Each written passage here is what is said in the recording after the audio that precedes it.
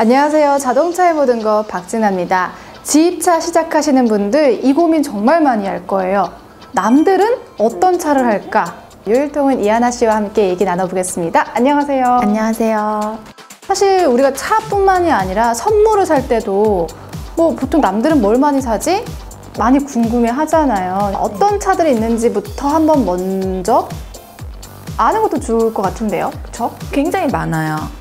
냉동차부터 해서 저희 일반적으로 여태까지 보셨던 날개 열리는 윙바디도 있고요. 그리고 뒤에 아무것도 적지 않은 아무것도 없는 카고도 있고요. 그리고 그 탑차도 있지 않아요? 일반 탑차도 있어요. 일반 탑차도 있고요. 그리고 이런 일반 화물차를 넘어서 특수 차량 같은 경우에는 덤프, 그리고 추레라, 탱크로리, 레미콘 다 지입차인 거죠? 네, 다 지입차로 들어가실 수 있어요.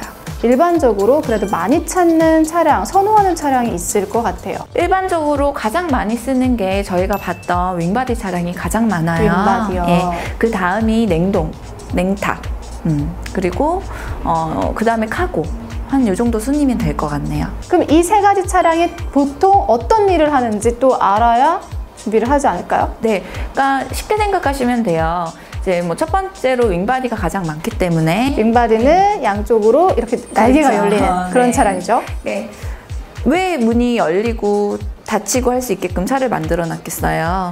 상하차를 하기 쉽게끔 만들어 놓은 차량이기도 하지만, 그리고 젖지 않아야 되는 차들, 비가 오거나 눈이 올 때 이제 물품을 보호할 수 있는 그런 역할을 할 수 있는 차인데, 문제는 상하차를 할 때 지게차 작업을 손쉽게 할 수 있도록 만들어 놓은 차량이거든요. 그럼 좀 무거운 물건들도 많이 있을 수 있겠네요. 그러니까 좀 값비싼 물건들, 그런 물건들 위주로 많이들 쓰고 있고요. 탑차 같은 경우에는 날개가 열리지 않고 탑만 씌워져 있는 경우에요. 수작업, 작은 톤수 5톤 이하에서 수작업이 이루어지는 일들인데, 일반 공산품이라든지 사람이 직접 차에 올라가서 상하차를 해야 되기 때문에 그렇게 무겁지 않은 걸 수도 있고요. 가구 배송 이런 거 할 때도 일반 탑차를 사용한 경우들도 있어요. 그러면 카고 같은 경우는? 카고는 사방이 뚫려 있잖아요. 그렇죠. 네, 그러니까 골재, 큰 것들 있죠. 긴 거 이렇게 차량에서 삐져나와야 되는 것들, 그런 골재라든지 나무 이런 것들 실을 때도 많이 사용들을 하죠. 이 세 가지 차량 왜 유독 많이 찾을까요?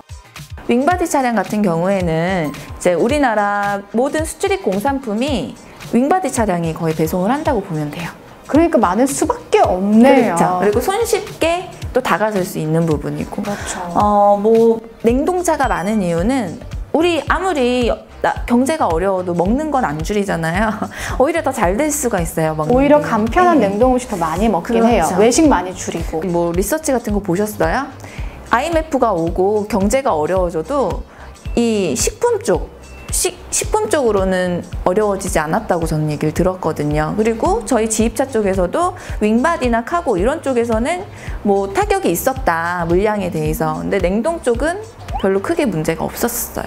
되게 좋은 정보네요. 물론 냉동이 무조건 좋습니다, 이거는 아니지만 경제 상황이나 이런 거에 대해서 냉동 탑차가 그래도 덜 영향을 받기 때문에 맞아요. 그래서 많이 찾는다. 그리고 카고 같은 경우에는 고가의 물건을 제외하고는 일반 분들이 콜이라고 하시거든요. 24시 콜이라고 그래서 대리운전처럼 이렇게 어플로 해서 이렇게 찝어서 일을 다니시는 경우들, 그런 경우는 카고들이 많아요. 조금은 더 약간 프리한 생활을 하면서 그렇게 하고 싶으신 분들이 많이 찾을 수 있겠네요. 네, 맞아요.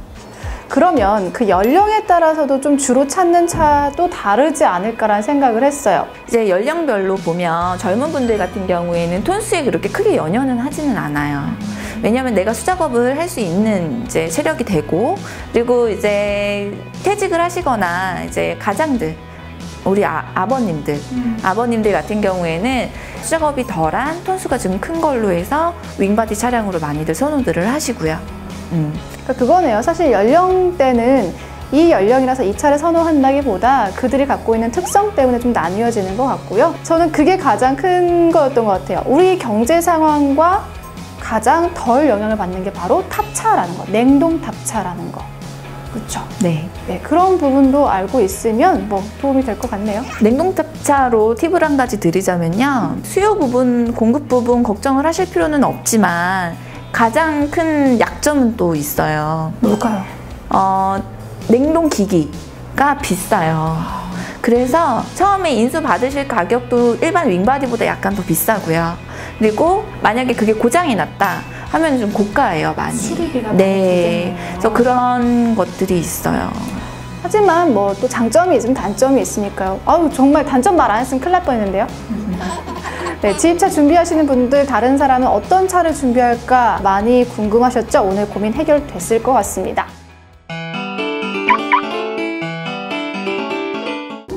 지입차에 대해 고민 있는 분들 많습니다. 저희가 속 시원하게 해결해 드리겠습니다. 오늘의 고민 상담자, 계약서 관련이에요. 계약서.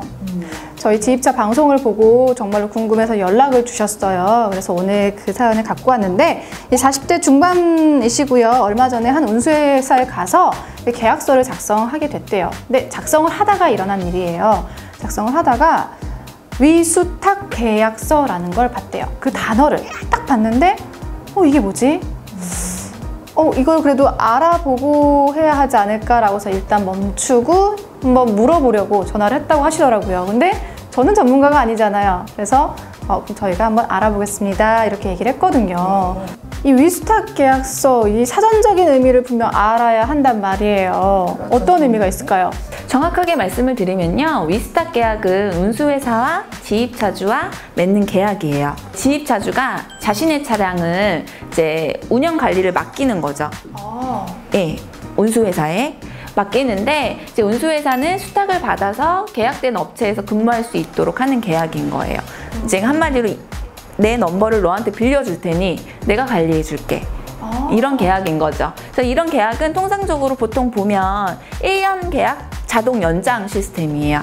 보통 웬만한 곳은 다 그렇고요. 이제 위스탁 내용에는 차주의 부가세 신고, 환급금의 대행 수탁, 종합소득세 신고 등 뭐 여러 가지 업무가 있는데 이에 따라 지입차주는 운수회사에게 매달 뭐 얼마 이제 금액이 정해져 있어요. 지입료를 지불을 해야 되는 거죠. 뭐 운전을 하시면서 사실 누가 사업을 하셨던 분들이면 상관이 없어요. 뭐 그런 분들은 뭐 개인적으로 세금 관리도 해보셨던 분들도 많이 계시고, 근데 생전 처음 접해보는 분들이 계시거든요. 이건 개인 사업자잖아요. 그렇죠. 예, 그러니까 각종 세금 신고 같은 것도 이 넘버를 가지고 있는 운수회사에서 소속된 운수회사에서 다 관리를 해드리는 거예요. 그러면 나는 뭐 사업도 좀 해봤고 뭐 그런 세금 관련해서 전혀 뭐 걱정이 없다.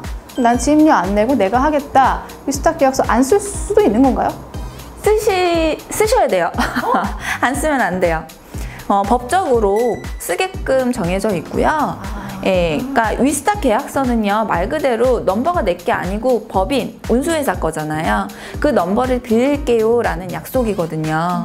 그리고 그 넘버를 빌림으로써 일어나는 세금 관련 모든 문제들은 회사에서 해줄게 라고 약속을 하는 부분이긴 한데 본인이 하셔도 되는데 굳이 그럴 필요는 없다라는 거죠. 어차피 똑같이 지입료를 내야 하는 상황이기 때문에 위스탁 계약서에 대해서 정말 정확히 알았어요.